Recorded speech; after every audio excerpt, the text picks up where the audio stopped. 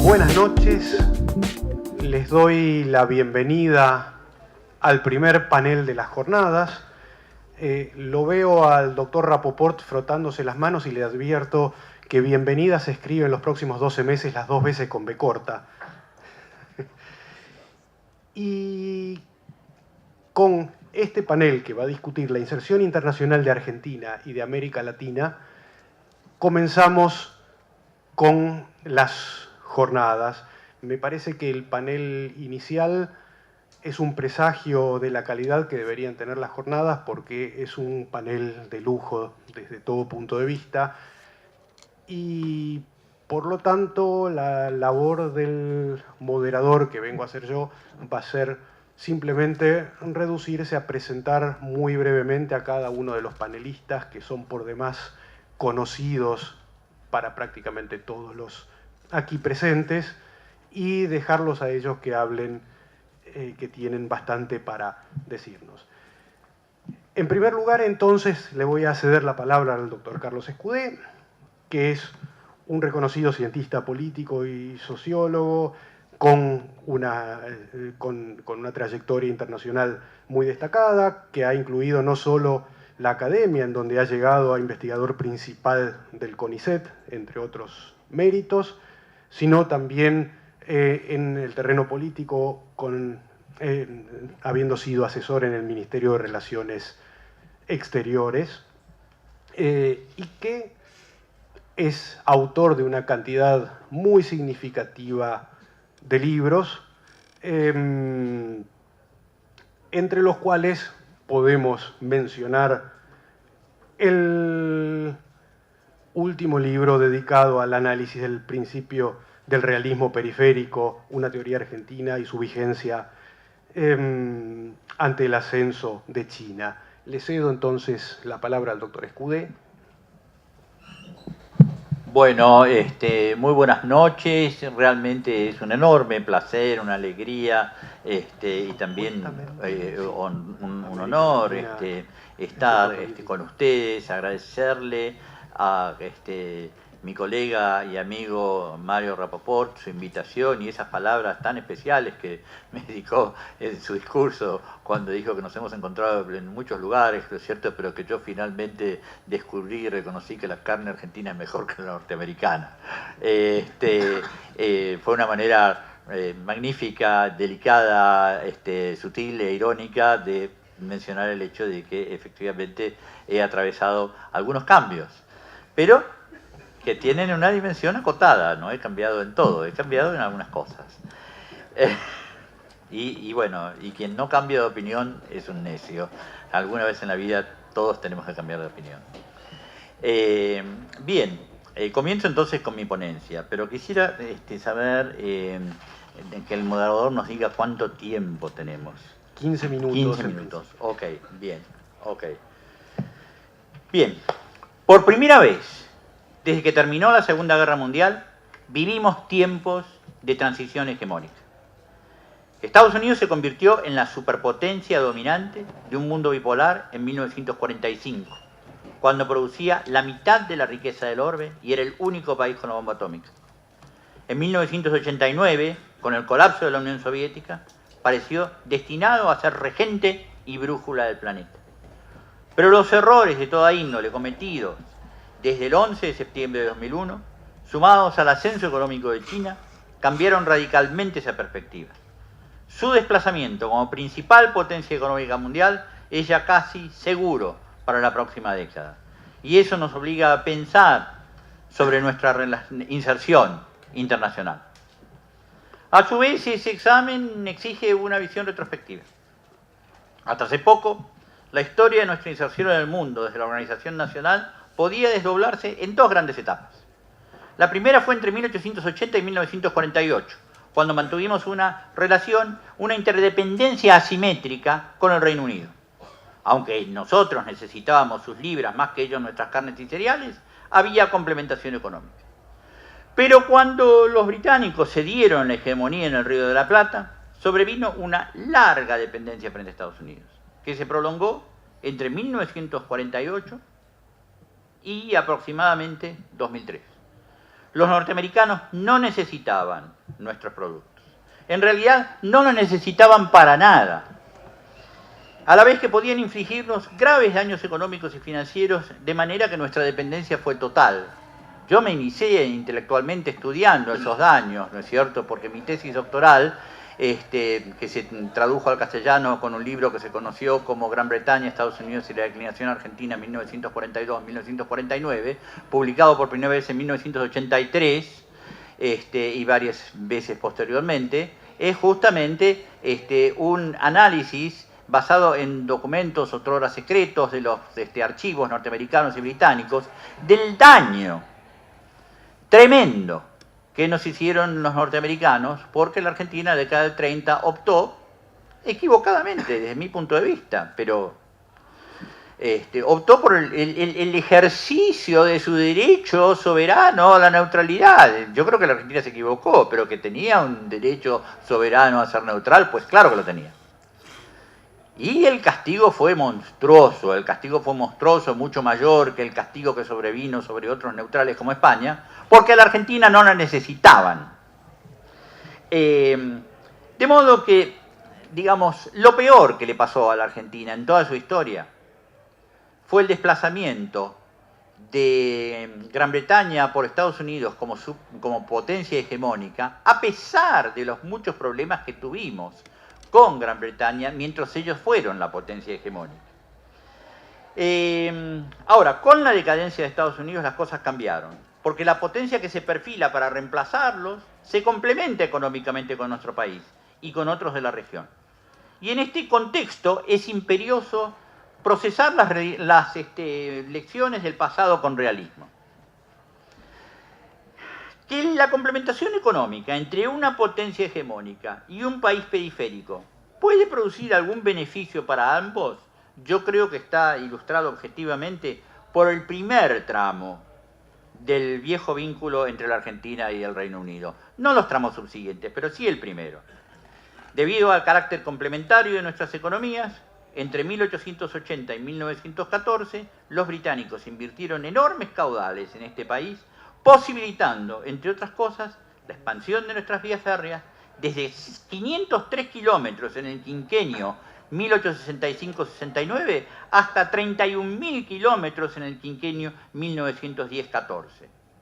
Gracias a esas y otras inversiones en infraestructura, nuestra superficie sembrada trepó desde 500.000 de hectáreas en el primer periodo a más de 20 millones de hectáreas en el segundo.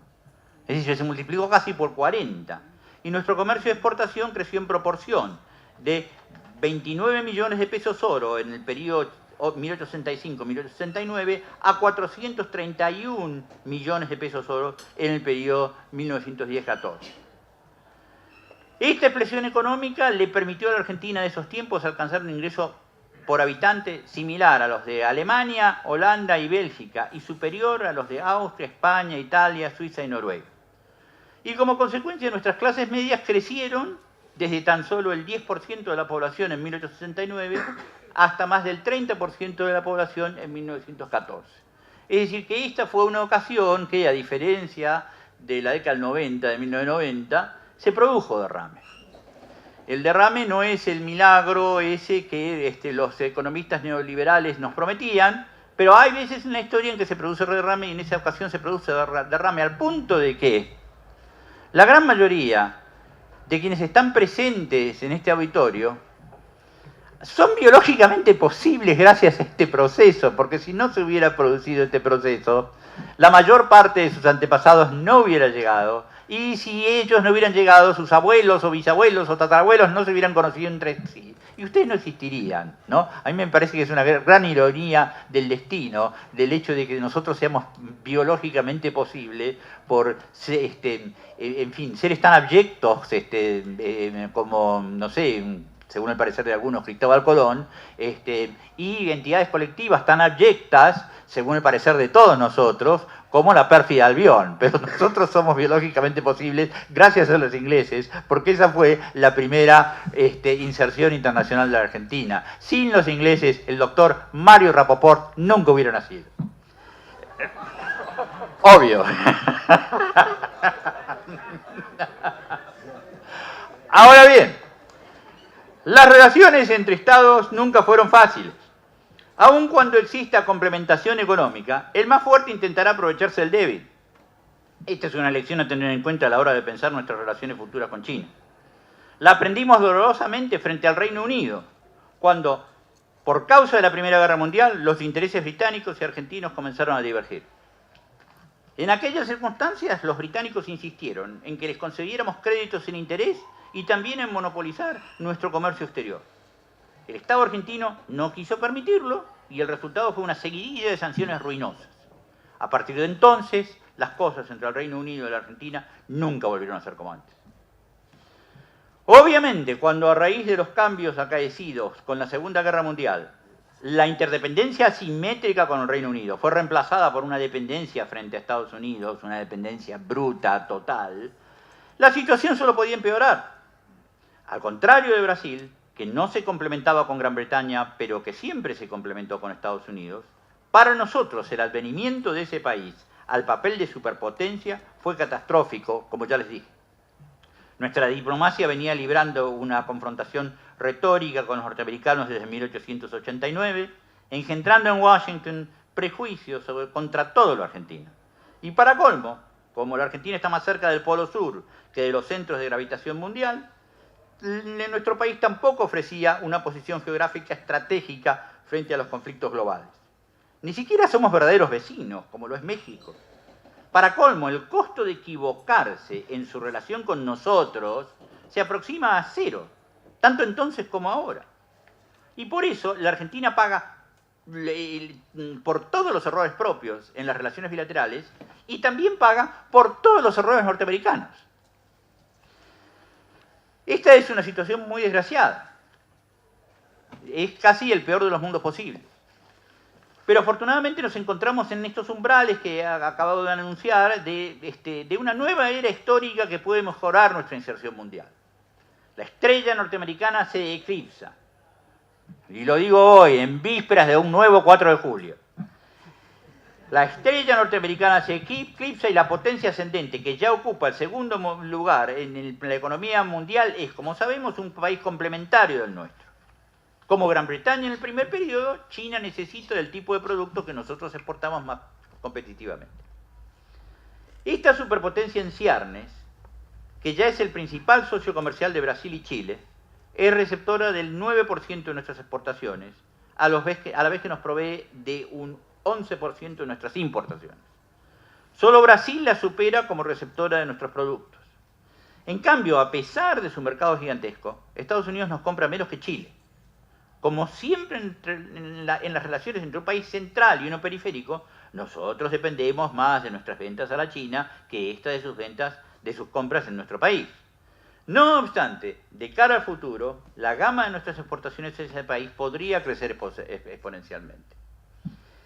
Un ejemplo del tipo de cooperación que podría multiplicarse son los acuerdos marco que hasta ahora se han cristalizado, congelado debido a problemas políticos entre provincias argentinas y provincias chinas. Aunque la puesta en marcha de estos acuerdos se presentaron frente a la provincia de Río Negro, se presentaron también frente a la provincia de La Pampa y algún pedazo de la provincia de Buenos Aires, aunque la puesta en marcha de estos proyectos se encuentra paralizada debido a objeciones dignas de cuidadoso estudio, son propuestas que resultan de gran interés por sus características más generales. Su objetivo es ampliar la superficie productiva por medio de inversiones en irrigación, poniendo en producción cientos de miles de hectáreas improductivas. Son hectáreas que por ahora no sirven para nada. Y con estas inversiones en irrigación podrían servir para mucho. Y como tal, digamos, si este fenómeno se produjera, bueno, sería un cálculo de lo que hizo posible que entre 1880 y 1914, con inversiones en ferrocarriles, puertos y silos, se produjera esta expansión sideral de nuestra superficie sembrada, que ya les mencioné, que generó un cierto despegue nacional que después fue malogrado. Obviamente, cada inversión china en tierras o recursos naturales debe mirarse con lupa, ya que no es cuestión de enajenar nuestro patrimonio. No obstante, la Argentina posee recursos jurídicos con que defenderse, como la relativamente reciente Ley 26.737, que establece el régimen de protección al dominio nacional sobre la propiedad, posesión o tenencia de tierras rurales, poniendo límites estrictos a las extensiones que pueden transferirse a manos extranjeras. Finalmente, el parámetro más significativo es que en pocos meses China pasó del puesto 29 al tercer puesto entre los inversores extranjeros de Argentina. Todos los indicadores apuntan a que estamos frente a la mejor oportunidad que hayamos tenido desde la organización nacional. Por cierto, la presencia china ya se ha traducido en un cambio estructural visible en la matriz de todo el comercio latinoamericano. Entre 1975 y 2005, el intercambio de la región con ese país trepó de 200 a 47.000 millones de dólares. Esto significa que nuestras interesantes perspectivas son en alguna medida compartidas por nuestros vecinos. De modo que no amenazan la creciente concordia geopolítica sudamericana y tampoco amenazan, creo yo, tampoco deberían amenazar la integración de nuestros países.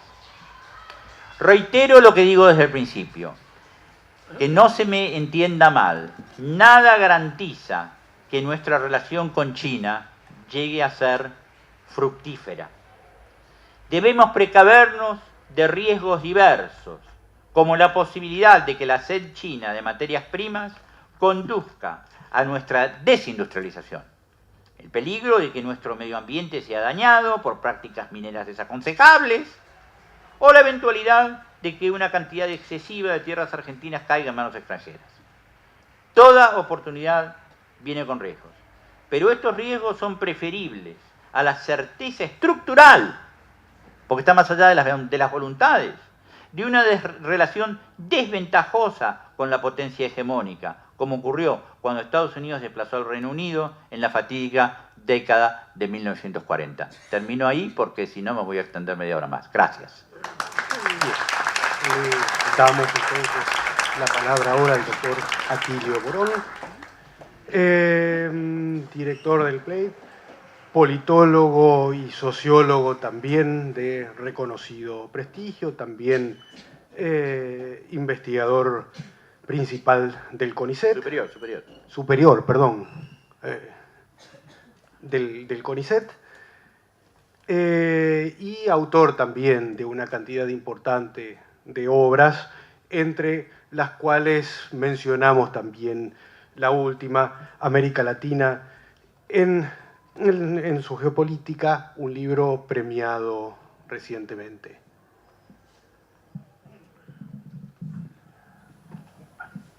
Muchas gracias, buenas tardes a todas y todos. La verdad, un gusto muy grande participar en estas jornadas. Yo voy a tomar algunos puntos relacionados en parte con lo que acaba de decir Carlos Escudé, ¿no es cierto?, en relación a los cambios en el sistema internacional que, como él dice, son más que evidentes. Mi primera duda es si China podrá reemplazar a los Estados Unidos. No lo dijo él, ¿verdad? Pero puede hacer que alguien malinterprete, ¿no?, la idea pensando de que, bueno, se va a los Estados Unidos y quien ocupa ese lugar es la China. China no tiene ninguna condición, ni ningún país tiene condición de reemplazar lo que ha sido el papel de los Estados Unidos como centro de un sistema imperialista de alcance mundial, ¿verdad? Es absolutamente irreemplazable.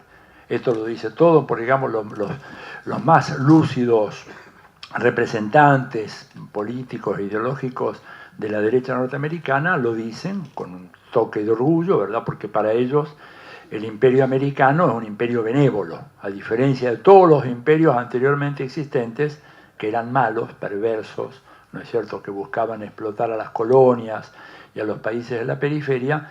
El imperio norteamericano tiene como misión llevar la libertad, los derechos humanos, la democracia, la justicia por todo el mundo. Sabemos lo que eso significa.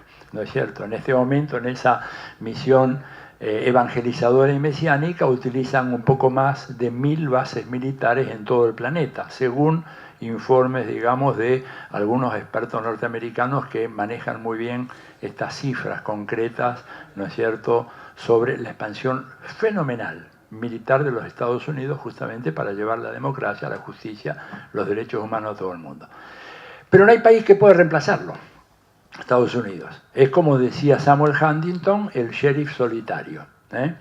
El sheriff ahora tiene la pólvora mojada, pero no hay quien tenga, no hay quien disponga, como los Estados Unidos, de prácticamente el 50% del total del gasto militar mundial.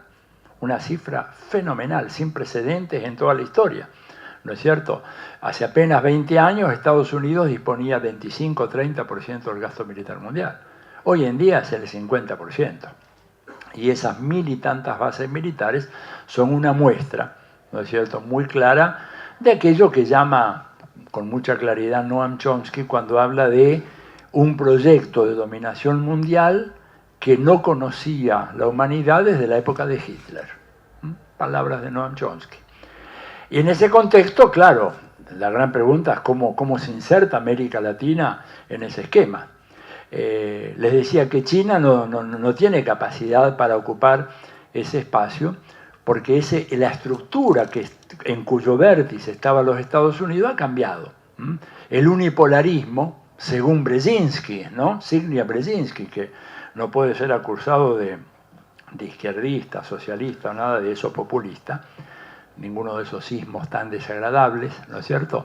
Él dice que Estados Unidos está en una situación que se acerca peligrosamente a la que tenía la Unión Soviética al comienzo de la década de los 80, por la irresponsabilidad de su clase dirigente, por el aumento fenomenal de la desigualdad social, por los gastos exponenciales en materia militar. Dice que crearon un clima artificial en la Unión Soviética de que eso iba a durar y de repente todo se derrumbó. Es la comparación que él hace, no es mía. Él hace en su último libro, Strategic Vision, que creo que todavía no ha sido publicado en español, pero es muy interesante el análisis. En todo caso, ese papel fenomenal que tuvo desde que se produce la implosión de la Unión Soviética en el 91-92 hasta que caen las Torres Gemelas en el 2001, ese unipolarismo que dio lugar, de nuevo, según Brzezinski, a estos sueños fantasiosos del nuevo siglo americano. Ya el siglo XXI era vista por estos tanques intelectuales de la derecha norteamericana como un nuevo siglo en donde ya la supremacía de los Estados Unidos iría a ser absoluta e incontestable. Duró menos de 20 años ese sueño. Y hoy en día lo que tenemos es un sistema internacional crecientemente multipolar, en donde Estados Unidos encuentra dificultades de todo orden. Una, por ejemplo, que hubiera sido impensable hace apenas 10 años atrás, que ante los vergonzosos acontecimientos que tuvieron lugar anoche en Europa, sobre todo en 4 países, ¿verdad?, el secretario general de la OEA, nada menos, saliera a manifestar su repudio ante eso que estaba pasando en Europa. Eso en los buenos tiempos del Imperio Norteamericano no pasaba, porque el secretario general de la OEA, antes de abrir la boca, llamaba al Departamento de Estado y preguntaba qué debo decir, y entonces le decía, usted diga de que el señor Evo Morales es un terrorista, como hasta hace 5 años considerábamos terrorista a Nelson Mandela. Hasta hace 5 años Nelson Mandela estaba en una lista de terroristas y por lo tanto hay derecho a cuidar la seguridad internacional, podía traer armas de destrucción masiva Evo Morales, así que usted salga y diga eso. Ya no lo puede decir, porque Estados Unidos ha perdido poder relativo en relación a América Latina. Claro que la clase dirigente norteamericana, en un cierto sentido, es muy marxista y cree a pie juntillas en la lucha de clases. Y cree a pie juntillas que las luchas por la liberación nacional deben ser enfrentadas con mucho denuedo. Y entonces ellos, ante esa pérdida de poder relativo, están relanzando una ofensiva muy, muy fuerte, cuyo nombre más reciente es Alianza del Pacífico. La Alianza del Pacífico tiene por objeto poner coto a lo que han sido estos procesos crecientes de integración, unificación, coordinación que se ha dado en América Latina, una de cuyas expresiones es la UNASUR, otra expresión más ambiciosa, más amplia regionalmente, que es la CELAC, y que eso es inadmisible para Estados Unidos, como antes era inadmisible para Gran Bretaña, y como antes lo era inadmisible para España y Portugal, ¿verdad? Entonces, acá hay un contraataque muy fuerte. Y acá debe haber un punto que yo quisiera agregar a lo que dijo Carlos, ¿no es cierto? Primero decir de que los chinos, a diferencia de los norteamericanos, lo que tienen no son bases militares, tienen supermercados. Con lo cual, va a ser difícil que puedan reforzar su hegemonía internacional, ¿verdad? No pueden mucho con eso. De todas maneras, pesan mucho, y él llamó muy bien la atención sobre un punto, que es cuidado que no nos vaya a ocurrir que en la negociación con los chinos, que es tan difícil por la experiencia que yo tengo, no directa, sino de haber entrevistado a algunos negociadores en la Argentina, en Brasil y en otros países, es tan difícil o más que negociar con los Estados Unidos. Digo, al fin y al cabo, los que inventaron el comercio en la historia de la humanidad fueron los chinos, no los occidentales. Llegamos a eso 3.500 años después que los chinos lo habían inventado. Así que es gente que sabe negociar, y negocia muy duramente. Ahora, ¿cuál es el matiz que yo quisiera introducir? Y que creo que Carlos va a estar de acuerdo con esto. Que hoy sí América Latina aparece como un continente de una importancia absolutamente excepcional para las grandes potencias del mundo, comenzando para los Estados Unidos. Y que eso va a obligar a Estados Unidos, por una parte, a reconocer algunas realidades muy desagradables, como por ejemplo la derrota del ALCA, pero al mismo tiempo lo va a impulsar a tratar de volver a colocar la situación de nuestro continente en los términos más o menos que existían antes de la Revolución Cubana. Cuando John Kerry hace 2 meses va al Congreso y exhorta a los congresistas americanos a redoblar sus esfuerzos para tener mayor presencia en América Latina, él en vez de América Latina dijo nuestro patio trasero, una expresión muy despectiva, propia de la época de la Guerra Fría, que apareció brutalmente ahora. ¿Y por qué esa renovada presencia y por qué esa importancia fenomenal de América Latina? Bueno, un continente que tiene el 7% de la población mundial y casi el 45% del agua del planeta Tierra. Es un dato fundamental. Ustedes tomen cualquiera de los manuales del Pentágono o cualquiera de los escenarios prospectivos que hace la CIA o el Departamento de Estado, invariablemente dicen que las guerras del siglo XXI, sobre todo a partir del 2030, 2040, van a ser guerras del agua, no guerras del petróleo. Porque el petróleo claramente está en un proceso de agotamiento irreversible. No se sabe si se acaba en el 2050 o en el 2060, etcétera, pero se acaba. Y tendremos que aprender a vivir sin petróleo o buscando una fuente alternativa de energía.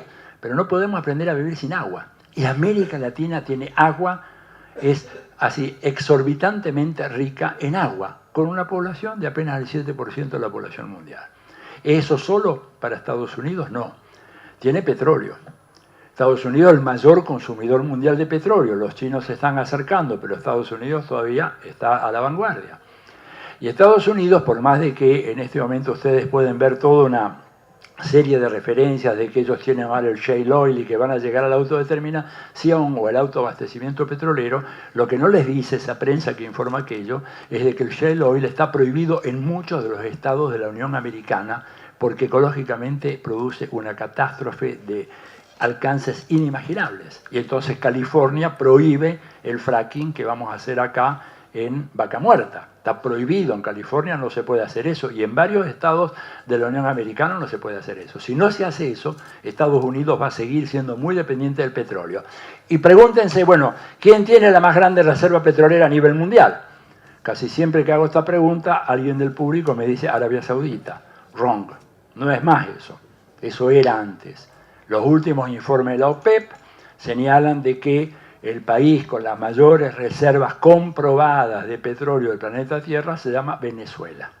Y entonces ahí empezamos a entender la obsesión de la política exterior americana con Venezuela. Si Venezuela fuera el país con la mayor reserva mundial de tomates, yo estoy absolutamente seguro que no concentraría ni la décima o centésima parte del interés que concentra hoy Estados Unidos en Venezuela. ¿Por qué? Porque ahí está el petróleo. Y además hay mucho petróleo en el litoral paulista en Brasil, hay mucho petróleo también, no tanto en Colombia, queda algo de petróleo en México, algo en Argentina, en fin, por lo tanto un continente muy importante, además un dato muy significativo para Estados Unidos. El petróleo de acá, supónganse que sale de la mayor reserva mundial, Venezuela, demora 3 días y medio en circular a través del Mar Caribe, totalmente protegido por bases norteamericanas, en llegar a Houston. El que sale del Golfo, si tiene suerte, llega en 35 días. Fletes más caros y un viaje más incierto.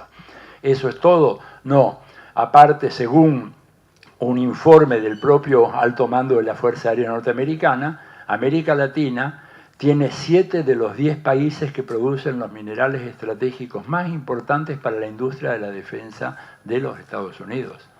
Entonces, creo que se plantean acá una serie de circunstancias que hace que América Latina gane una excepcional importancia. Por supuesto, como el establishment diplomático norteamericano es de gran calidad, jamás nos van a decir ustedes son importantes. Más bien lo que nos dice, ustedes no sirven para nada, son inútiles, son vagos, no tienen recursos, no cuentan en la economía mundial, su Producto Bruto no se compara con el de esto o de aquello. Nunca dicen la verdad, y la verdad es esta: les interesa el agua que tenemos nosotros. Ustedes saben que ya hay, por ejemplo, estudios de viabilidad para llevar el agua del segundo acuífero importante que hay en América Latina, que es el acuífero de Chiapas. El primero es el nuestro con Brasil, con Uruguay y con Paraguay, el acuífero guaraní es el más grande, pero el segundo importante es el de Chiapas. Ya están los estudios para llevar el agua de Chiapas a el sudoeste norteamericano, que se está quedando absolutamente sin agua, producto de la práctica desaparición del río Colorado, que fue utilizado de manera muy inteligente para crear Las Vegas y para sostener ese mundo mítico, estúpido, absurdo, grotesco de Las Vegas, con lo cual se desertificó gran parte del sudoeste de los Estados Unidos. El agua lo piensan llevar de Chiapas. Entonces, América Latina creo que se enfrenta a una gran oportunidad, en la medida en que sea capaz de mantener un proceso de unidad, en la medida en que cada país procure, como se hizo en la crisis de la deuda, negociar por su cuenta, pensando que de esa manera era bien mejor. Realmente esta abundancia puede convertirse en una maldición.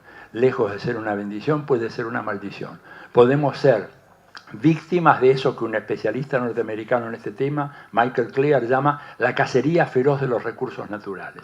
Entonces, creo que estamos en vísperas de ese momento tan especial y en donde la unidad de América Latina es absolutamente fundamental, y Estados Unidos sabe muy bien eso, y por eso la Alianza del Pacífico. ¿Cómo hacemos para dinamitar la UNASUR? Bueno, invitando a que Colombia y Chile lideren este proceso, junto con Peña Nieto en México, y de paso Ollanta Humala, que arroja por la borda todas sus promesas electorales y se convierte en un aliado incondicional de Estados Unidos, que debería haber llamado ya desde ayer a la noche, y con esto termino, Ollanta Humala, a una reunión de emergencia de la UNASUR ante los graves hechos que ocurrieron en Europa en relación al vuelo en que venía Evo Morales. Y todavía no lo hizo, ¿verdad?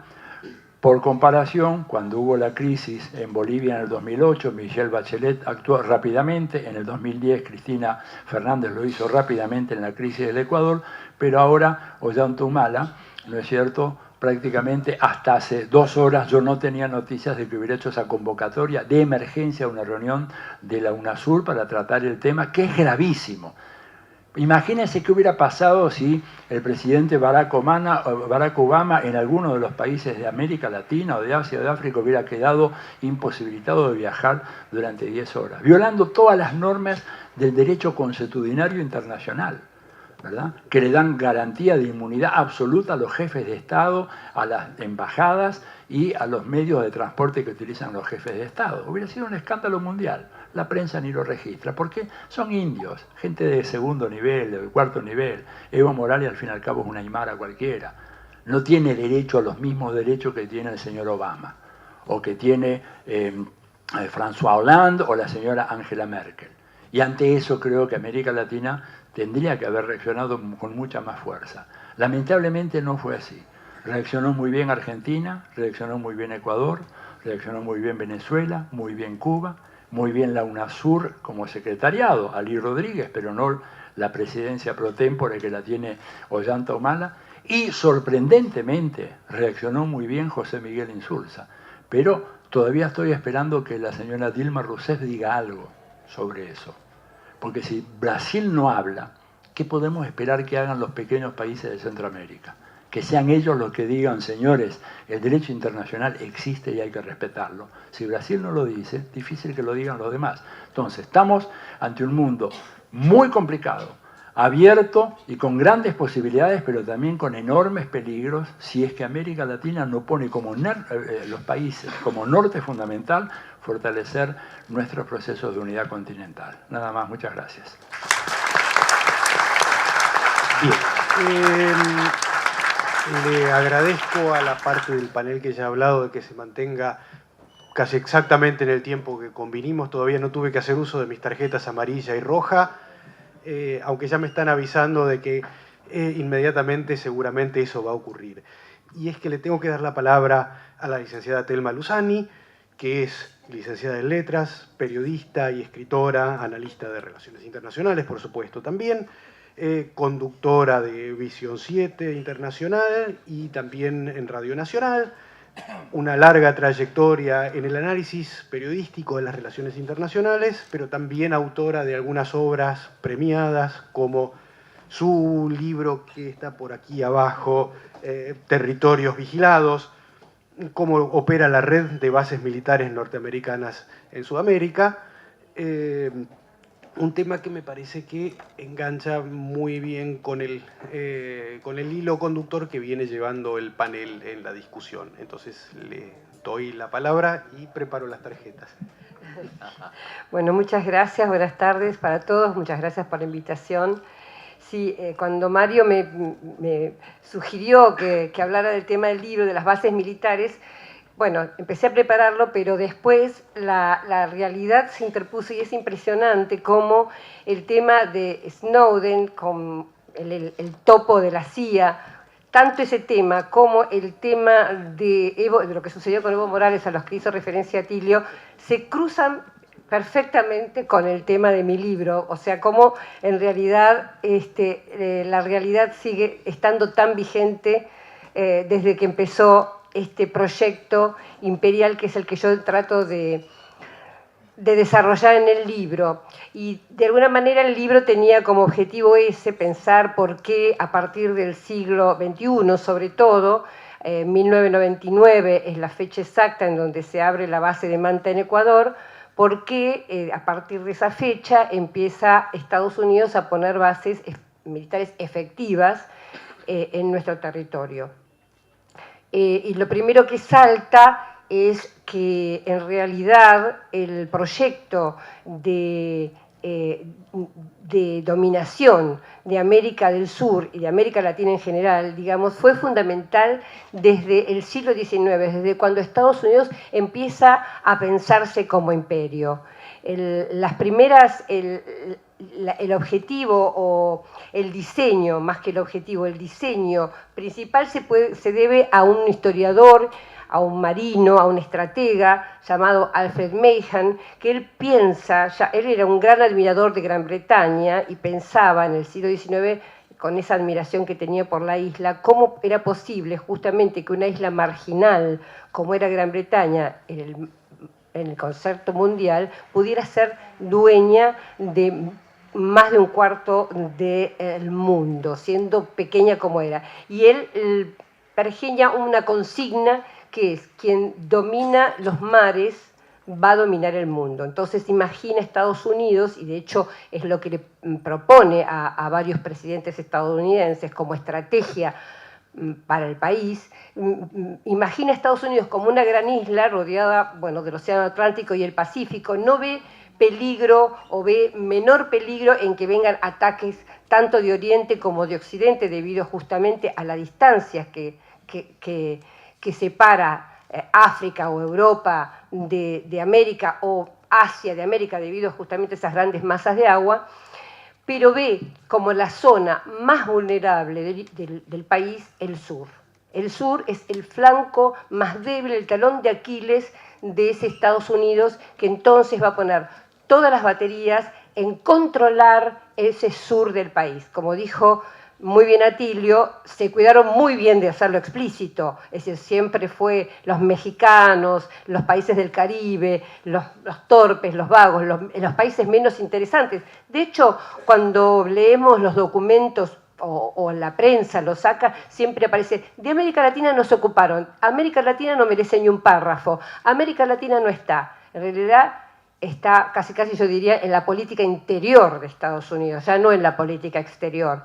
Y por eso, a eso se debe a que siempre la gran importancia que se le dio tanto a México como a la zona del Mar Caribe y por supuesto América del Sur, ha sido fundamental. Las primeras bases que proponía Mahan eran Cuba, Guantánamo, que de hecho es una de las primeras que obtuvo después de la guerra provocada con España, y Panamá.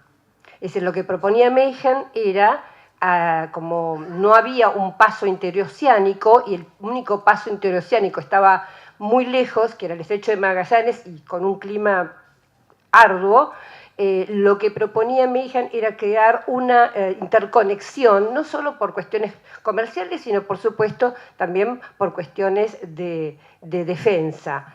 Mahan propone crear una flota mercantil y una flota de guerra, una flota militar equivalente, y diseñar una serie de bases, habla de Cuba, de Panamá y de Hawái. Son las tres primeras que propone, a través de las cuales Estados Unidos no solo va a poder ganar mercados para sus propios productos, sino también cuidar, defenderse o avanzar, acceder al resto del mundo. Esta es el primer diseño, y es el diseño que se va repitiendo de una manera increíble, como un dibujo como las telarañas, donde los dibujos aparecen siempre como iguales a lo largo de la historia. Voy a saltearme al 1999, ese año es un año importantísimo.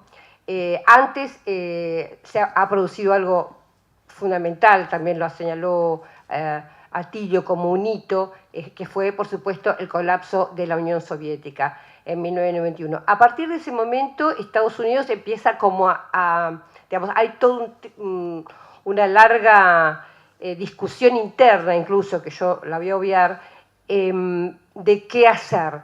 Lo que se decide es, o los sectores que triunfan, digamos, son los que proponen justamente ampliar la militarización, y es interesante ver cómo cambia el discurso, es decir, cuando ya empiezan a aparecer otras justificaciones para poder seguir manteniendo las bases militares y ampliarlas. En el caso, por ejemplo, concretamente después de la caída de la Unión Soviética, por supuesto que Estados Unidos ahora tiene bases en Afganistán, que antes estaba ocupado por los soviéticos, tiene bases en varias de las naciones centroasiáticas, en Tayikistán, en Kazajstán, que eran repúblicas de la Unión Soviética, también en Georgia, que también era parte de la Unión Soviética, también en Azerbaiyán, que era parte de la Unión Soviética.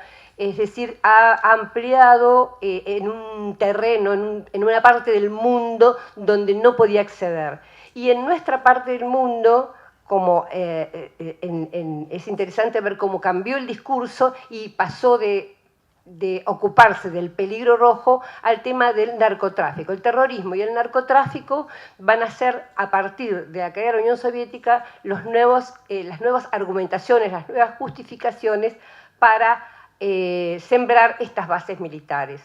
Pero también cambia el diseño, porque, bueno, por varias razones, por esta que estoy contando de cuestiones geopolíticas, pero también por cuestiones técnicas, porque por supuesto que con los aviones, con la posibilidad de recargar aviones en el aire, por una cantidad de cuestiones tecnológicas, hay bases que se convierten en muy costosas, otras que se convierten en necesarias porque las distancias se acortaron. Y acá viene el tema que nos ocupa. Uno de los rediseños más interesantes que realiza Estados Unidos en este momento es el de terminar o mantener pocas de las grandes bases militares como las que estábamos acostumbrados a ver, por ejemplo, en las películas, como fue de hecho la de Panamá, que eran bases donde vivían, donde había casas, escuelas, restaurantes, cines, polígonos de tiro, ensayos para armas químicas, ensayos, laboratorios, por ejemplo, de vacunas contra la fiebre amarilla o algunas enfermedades que los soldados podían tener en alguna de las guerras, por ejemplo, en las selvas. Tenían lugares de entrenamiento, por ejemplo, en Panamá había un lugar de entrenamiento para la guerra de Vietnam. Bueno, de hecho en Malvinas tengo entendido que hay también un lugar de entrenamiento donde van los soldados británicos que después van a ser enviados a Afganistán. Pero bueno, paréntesis de Malvinas.